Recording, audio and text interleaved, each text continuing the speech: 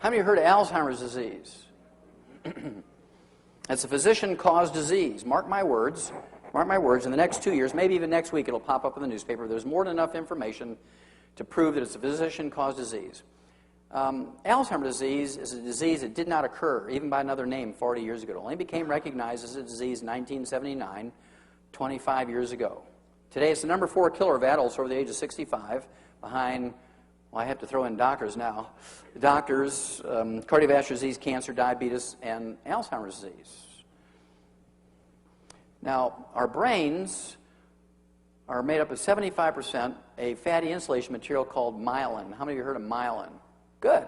Well, myelin is this fatty insulation material in the brain. How many of you are eating a brain sandwich, brain and egg sandwich? Oh, you haven't lived until you eat a brain sandwich. It is good. A little bit of onion and mustard. I mean, there's nothing better than a brain sandwich. It's real cheap now because everybody's afraid of, mad cow disease, so I buy more brains and I eat it.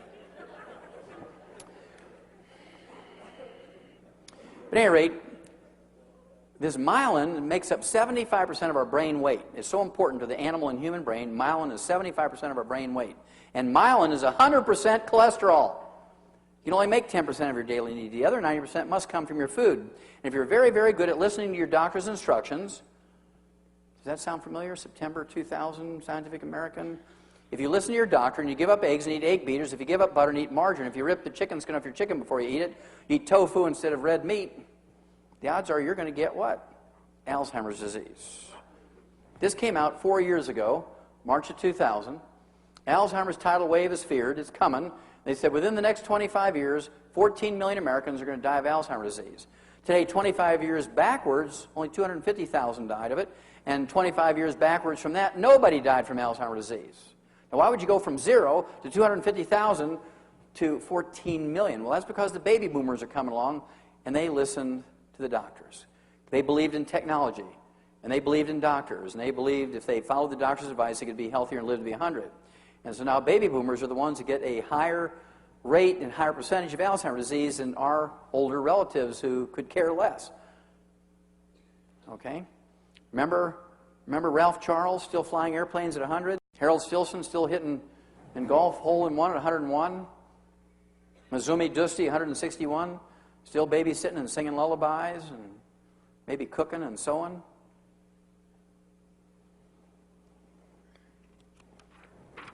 We eliminated Alzheimer's disease in animals 65 years ago.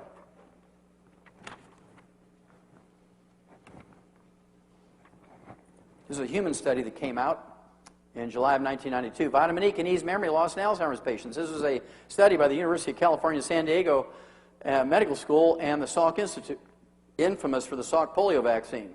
They said that vitamin E could bring back a certain amount of memory and make people functional again. Well, nobody could believe that was true, so they redid the study, and 5 years later they came out with this. Vitamin E might slow Alzheimer's disease. High doses of common vitamin E can slow the devastating decline for some Alzheimer's patients, significantly delaying the need for nursing home care. Again, the University of California, San Diego, University Medical School. Now, if you can delay the need for nursing home care for a spouse or a child or a parent, grandparent, aunt, uncle who has Alzheimer's disease by 5 years, would that be emotionally and financially beneficial to a family? Of course it would. Why don't doctors tell you this? Well, because they own the stock of the nursing home in your town that takes care of Alzheimer's patients. They don't want this to get out. This came out in 2003, November 2003, a study by Tufts University Medical School in Boston.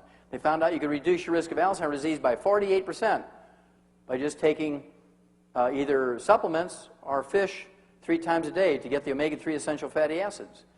This has been repeated over and over and over. This just came out January 2004. People taking vitamin C and E were 78% less likely to have a diagnosis of Alzheimer's disease. Now, they didn't even think about the diet, getting rid of fried foods and margarines and sources of free radicals. They didn't even think about eating cholesterol. This was just some antioxidants. And so we know from animal studies and these sort of early studies in human beings that if you eat enough cholesterol, not fried, not cooked in margarine, but poached and soft-boiled and hard-boiled and soft scrambled in butter and meat medium rare and so forth, which we'll talk about in a minute, and take in antioxidants, the odds of you getting Alzheimer's disease are reduced almost 0.